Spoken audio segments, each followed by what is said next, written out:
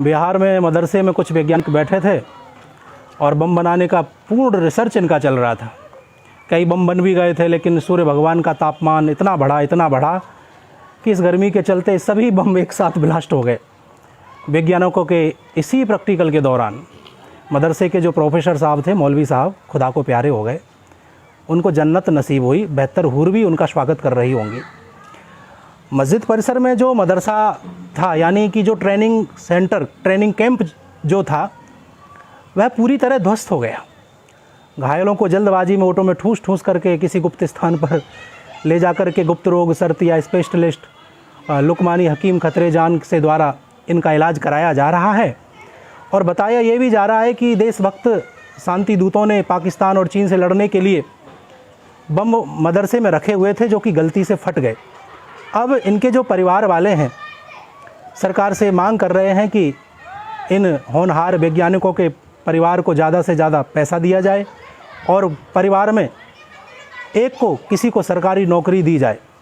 मेरे भाई बहन, ये तो रहे आज के ताज़ा समाचार, लेकिन आपको मैं बताना चाहता हूँ कि प्रत्येक हिंदू एक प्रश्न करता रहा है मेरे से कि कारण क्या है कि हम इतना चढ़ावा मंदिरों में चढ़ाते हैं, लेकिन फिर भी आज हिंदू का कल्याण क्यों नहीं है। तो मैं आप लोगों को बताना चाहता हूँ, इसी समाचार से इस चीज़ को मैं जोड़ रहा हूँ। 1951 में हिंदू धर्मदान के ऊपर एक एक्ट बनाया गया था, और ये एक्ट उस दिन बनाया गया था जिस दिन जवाहरलाल नेहरू ने आपके जामा मस्जिद में जाकर के गोल टोपी को पहना था। सरदार वल्लभ भाई पटेल ने तो काफ़ी लताड़ा था, काफ़ी फटकार लगाई थी, लेकिन ये साहब माने नहीं और इस एक्ट को लागू कर दिया। और इस एक्ट के लागू होते ही जो हमारे देश के मंदिर थे वो राज्य सरकारों के अधीन हो गए। फिर क्या है, फिर भ्रष्टाचार का खेल प्रारंभ हुआ। आपकी जानकारी के लिए, उदाहरण के लिए मैं बताना चाहता हूँ कि तिरुपति बालाजी में प्रति साल 3,500 करोड़ रुपए का चढ़ावा पहुंचता है, जिसमें से दो गाड़ियां प्रतिदिन आती हैं और सारा का सारा पैसा ले जाती हैं। मात्र 7% जो पैसा है वह मंदिर के पुजारियों को रख रखाव के लिए दिया जाता है, उसी से रख रखाव करना है।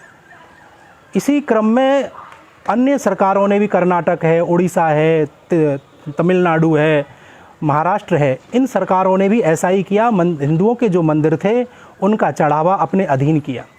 लेकिन आपको ये जानकर के बड़ा ताज्जुब होगा कि इस मंदिर के चढ़ावे का 80% जो पैसा है वो हिंदू विरोधी गतिविधियों पर खर्च किया जाता है।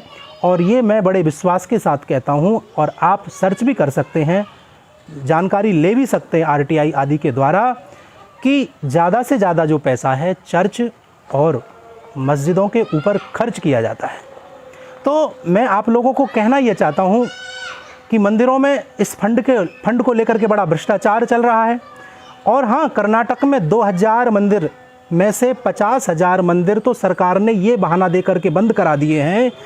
50,000 मंदिरों को इसलिए सरकार ने बंद कर दिया कि उनके पास अब रख रखाव के लिए पैसा नहीं है, धन नहीं है। ज़रा विचार करने वाली बात है। मंदिरों को ही कब्जे में लिया जा रहा है। मस्जिद, चर्च आदि सरकार के कंट्रोल में नहीं है। मंदिरों से जो मिलने वाला फंड है, जो इस्तेमाल मस्जिद और चर्चों के लिए किया जा रहा है, सभी प्रकार से मैं आपको बताना चाहता हूँ कि विश्व की सबसे मजबूत आबादी सनातनी होती अगर मंदिर का चढ़ावा मंदिर के पास होता। और इसी से, और दूसरी बात मैं कहना चाहता हूँ कि जो अंग्रेजी शिक्षा अगर ये अंग्रेज़ों को ना सौंपी गई होती, ये सौंपी ना गई होती, तो आज देश की हालत, धर्म प्रेमियों, कुछ और ही होती। और आप इस भ्रम में ना रहें कि मंदिरों का जो धन है वो पुजारियों को मिलता है और पुजारी ऐश और आराम करते हैं। ऐसा नहीं है, ये तो विधर्मी लोग, एक प्रोपोगेंडा चलाया जाता है, मीडिया तरह तरह के, जिनके मन में तरह तरह की बातें भरी हुई हैं, हिंदू धर्म के विरुद्ध में जो कार्य करते हैं, कुछ ऐसे मूर्ख लोग जो है ये बात बोल वचन करते हैं कि इस धन से पुजारी ऐश और आराम करते हैं। मैं आपको बताना चाहता हूँ कि हमारे मंदिर की आय हमारे गरीब और निर्धनों को प्राप्त हो उनकी शिक्षा में लगे, उनके संस्कारों में लगे, सभ्यता के लिए लगाया जाए। इसके लिए हिंदू बोर्ड गठन किया जा रहा है। आप ज़्यादा से ज़्यादा सहयोग भी ना कर सके तो कम से कम इस वीडियो को आप शेयर करिएगा, जिससे कि लोगों को ये बात जानकारी हो। मैं बार बार बोलता रहा हूँ, और मैं ही नहीं, बहुत सारे लोग बार बार बोलते रहे हैं। मेरा कोई भी ऐसा मंतव्य नहीं है कि कोई झगड़ा हो, लेकिन मेरा मंतव्य इतना है कि हिंदुस्तान में हिंदू सेफ रहे, हिंदू की रक्षा रहे।